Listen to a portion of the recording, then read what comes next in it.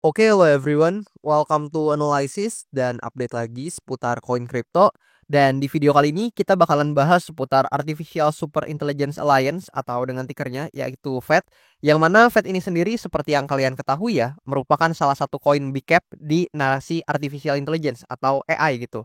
Dan buat teman-teman atau buat kalian juga yang mungkin penasaran nih seputar project dan fundamental dari FED ini, kalian boleh banget mampir ke video pembahasan saya yang seputar FED yang sebelum-sebelumnya karena di situ saya bahas secara detail ya seputar project dan fundamentalnya. Sehingga di video kali ini saya mungkin akan lebih berfokus kepada price actionnya dan juga mungkin beberapa metrik data terbaru nih seputar Fed ini. Dan ya tentu saja seperti biasa disclaimer alert bahwasannya video ini sama sekali nggak bermaksud buat mengajak teman-teman semua menjual ataupun membeli aset tertentu dan juga sama sekali nggak bermaksud buat mempromosikan aset tertentu. So always do your own research karena this is not financial advice. Nah, di sini per video ini saya record, yaitu di tanggal 21 Mei tahun 2025, Fed ini menempati posisi ke-52 dari segi market cap atau kapitalisasi pasarnya. Dan kalau kita sortir dari sektor AI, ini Fed ini berada di posisi ke-6 ya sepertinya. Di sini kalian bisa lihat Bitensor di posisi pertama, kemudian Near Protocol di posisi kedua, ICP posisi ketiga, Render posisi keempat, kemudian Filecoin posisi kelima, dan ya Fed ini posisi ke-6 gitu untuk peringkatnya dari segi market cap di narasi AI. Kemudian di sini kalau misalkan kita coba lihat ya untuk harganya sendiri ya kalian bisa lihat lah ya di bagian price di sini. Nah, ini untuk harganya per satu koin Fed dan kalau kita pindah ke chartnya, nah let's say di sini kalian bisa notice nih ya harganya nggak jauh beda lah ya dari yang tadi, persis banget. Dan kalau kita perhatikan di sini untuk Fed ya, memang dalam beberapa waktu terakhir di sini ya let's say dalam beberapa minggu terakhir mungkin kita ngomongnya. Di sini ya dari bottomnya di sini kalau kita coba tarik memang ada penguatan ya. Kalau kita tarik ke atas banget ya mungkin penguatannya 100% lebih. Kemudian kalau kita coba tarik di sini ya kalian bisa lihat ya. Ke harga sekarang dari bottomnya sekitar 133% gitu.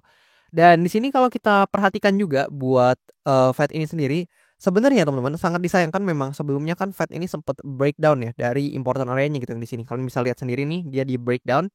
Nah, setelah dia breakdown dari important area ini ya dia turun ke bawah. And then sekarang sepertinya Fed ini sedang berusaha nih untuk menguji lagi di resistance-nya atau supply area-nya yang ada di range harga ini. Kalian bisa lihat sendiri gitu.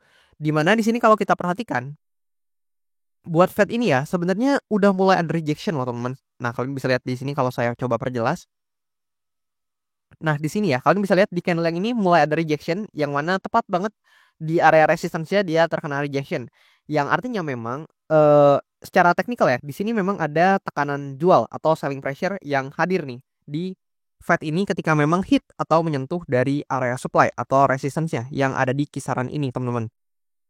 Dan kemudian di sini kalau kita perhatikan juga mungkin ada beberapa skenario yang bisa saya paparkan kepada teman-teman semuanya dan juga tentunya ini based on POV saya, berdasarkan analisa saya dan berdasarkan sudut pandang saya. Dan oleh karena itu bisa aja keliru dan sangat saya sarankan buat teman-teman oleh karena itu juga harus banget analisa mandiri dan do your own research gitu.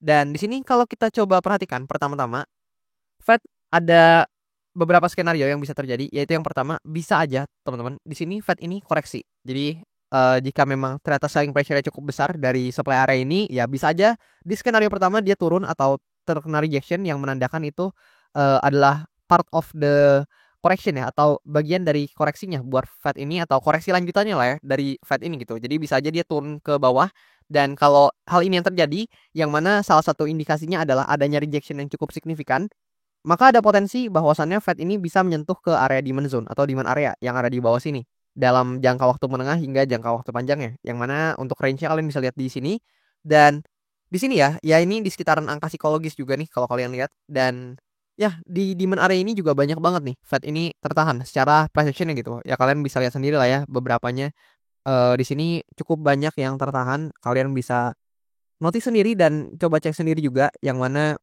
di sini menjadi salah satu target yang realistis untuk dikunjungi oleh Fed apabila dia nggak mampu untuk breakout dari resistance-nya yang ada di sini. Di mana sebenarnya sebelumnya juga Fed ini sempat tertahan ya di sini. Dan kalau kalian perhatikan di sekitaran sini sebenarnya juga ada suatu area support nih. Nah, kalau kita coba gambarkan ya lebih kurang kayak gini lah ya. Kalian bisa notice mungkin gambarannya. Nah, lebih kurang seperti ini kalau kita mau coba sedikit presisikan. Nah, lebih kurang seperti ini kalian bisa lihat bahwasannya memang ada semacam area support yang juga ada atau happening di sini yang menahan harga Fed sebelumnya, dan kalau kita tarik ke kanan juga ini banyak sentuhan ya. Kalian bisa lihat banyak sentuhan yang terjadi. So di sini memang ada area support sebenarnya juga, dan memang bisa aja sebelum mengunjungi demand area ini dalam jangka waktu menengahnya bisa aja nih untuk testing lagi di area support yang ada di bagian sini gitu, teman-teman. Dan di sini kalau kita hapus sebentar, nah kayak gini. Dan itu tadi adalah skenario pertama. Namun bisa aja nih jika memang ternyata yang terjadi adalah seperti ini. Jadi dia tetap turun, tapi ya dia tertahan gitu ya di demand area ini, baru kemudian ada rebound. Itu juga mungkin terjadi, teman-teman. Tapi semua itu juga merupakan salah satu skenario yang cukup bearish ya, atau dua skenario tadi merupakan dua skenario yang cukup bearish gitulah, atau skenario negatifnya gitu. So, apakah Fed ini mungkin untuk breakout dari resistance yang ada di sini? Mengingat sebelumnya kalau kalian lihat nih, Fed ini nggak pernah berhasil ya untuk breakout dari trend line-nya yang ada di sini. Dan di sini kalau coba saya simplifikasi untuk chartnya menjadi line, nah di sini ada line chart. Kalian bisa lihat nih, setiap topnya dari Fed ini selalu hit ya di trend line gitu, atau trend line penurunannya yang di sini kalian bisa perhatikan sendiri. Dan memang kalau kita berkaca dari pergerakan ini ya ada potensi nih, kalian bisa lihat ya, ini kalau saya gambarin kasar ya mungkin kalian bisa lihat yang begini, teman-teman. Nah ini kurang rapi tapi ya kalian mungkin bisa lihat ya. Nah ada potensi seperti itu, yang mana di sini mungkin kalau kita coba ubah lagi dari line ke candlesticknya, di sini memang ada potensi untuk Fed ini bisa aja nih kembali testing atau hit lagi ke trend line-nya yang ada di bagian sini gitu. Dan di sini kalau kita perhatikan sebenarnya di sini juga ada semacam area imbalance ya, kalau kita coba gambarkan. Nah, di sini tuh ada imbalance, teman-teman, kalau kalian perhatikan. Nah, di kisaran sini, tapi karena udah beberapa ke fill jadi kita coba adjust sesuai dengan yang udah di fill. Nah, kayak gini. Nah, dari sini kita bisa mengamati ya, memang ada potensi untuk Fed ini kembali naik, nge-fill fair value gap-nya, dan baru kembali testing nih di area trend line yang ada di sini gitu ya. Intinya Fed ada potensi memang fill fair value gap-nya sekaligus testing juga buat trend line-nya yang sebelumnya udah menahan pergerakan Fed beberapa kali gitu ya. Dan di sini apabila memang Fed melakukan ini, itu artinya ada potensi juga dia berhasil breakout dari area resistance yang di sini, tapi dia akan menguji nih untuk trend line-nya yang juga udah menahan pergerakan harga Fed selama ini gitu. Dan di sini ada beberapa skenario juga yang mungkin terjadi jika skenario yang ini yang terjadi. Yang mana tentunya kalau mau skenario ini terjadi, salah satu syaratnya adalah Fed ini juga harus ya breakout dari resistance-nya dulu gitu. Karena kalau dia kena rejection langsung dan harganya turun, ya yang terjadi adalah skenario-skenario sebelumnya gitu ya, yang possible.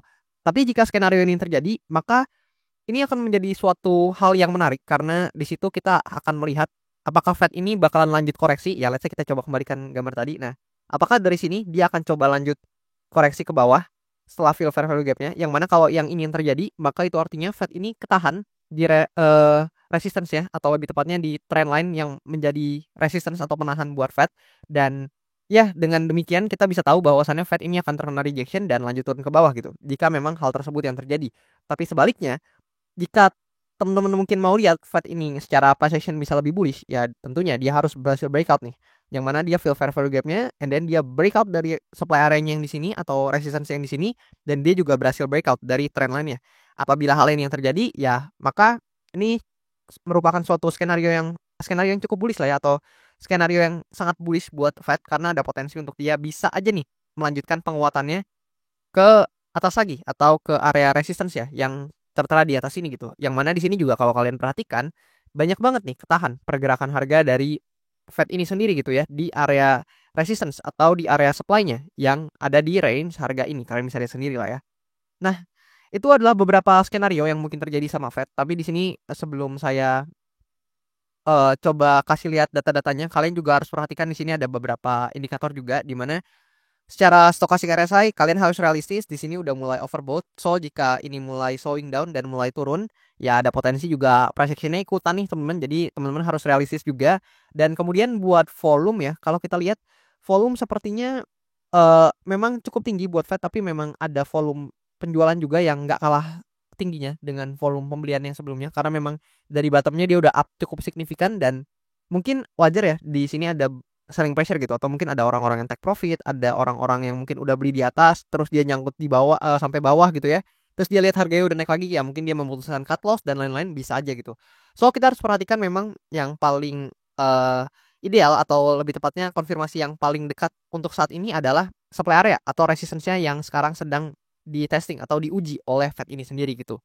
Dan kemudian kalau kita coba lihat data dari uh, Fed ini ya, beberapa data dari Fed. Let's say kita dari CoinGlass dulu pertama.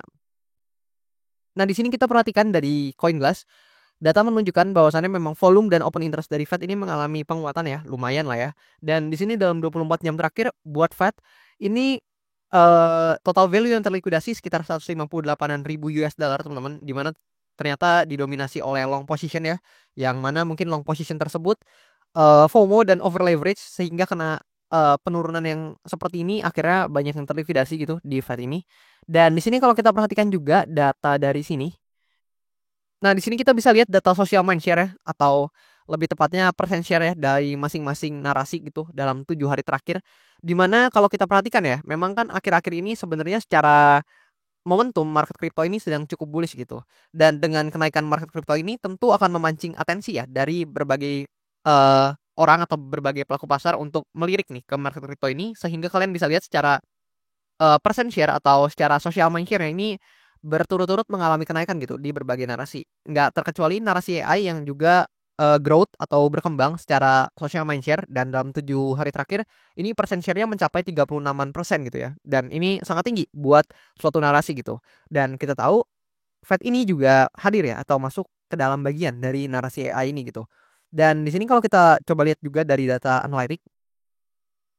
Nah, di sini kita bisa perhatikan ternyata Fed ini akhirnya teman-teman ini mulai menunjukkan momentum yang sangat positif di kuartal 2 sebelum memang kalau kita perhatikan ya, atau sebelumnya kalau kita coba lihat dari tahun 2021 sampai 2024, 5 tahun, 4 tahun lah ya teman-teman. Jadi 2021 sampai 2024 nih 4 tahun berturut-turut Fed ini mengalami return yang negatif ya. Ditambah tahun 2019 lah, karena memang di 2019 juga itu Fed minus di kuartal 2. Jadi ada 5 tahun berturut-turut di setiap kuartal 2 Fed ini minus. Tapi ya ini nggak berturut-turut lah ya, karena di 2019 kan ini 2020-nya positif gitu. Tapi ya ini ada 5 kali di kuartal 2 di 5 tahun yang berbeda buat Fed ini minus.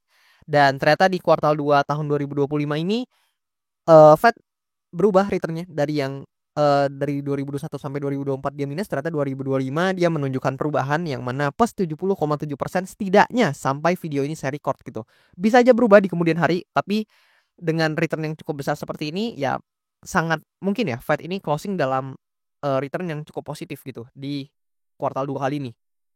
Dan di sini kalau kita perhatikan juga di bulan April ya plus sangat besar 62,3%. Dan di bulan Mei sekarang atau saat ini ya, ini plus sekitar 5,08% gitu ya. Tapi ya ini kan masih tanggal 21 Mei. So sangat mungkin berubah. Dan maka dari itu mari kita nantikan nih di penghujung Mei ini akan gimana, dan mungkin yang bakal bikin teman-teman lebih penasaran di bulan Juni nanti nih bakal gimana.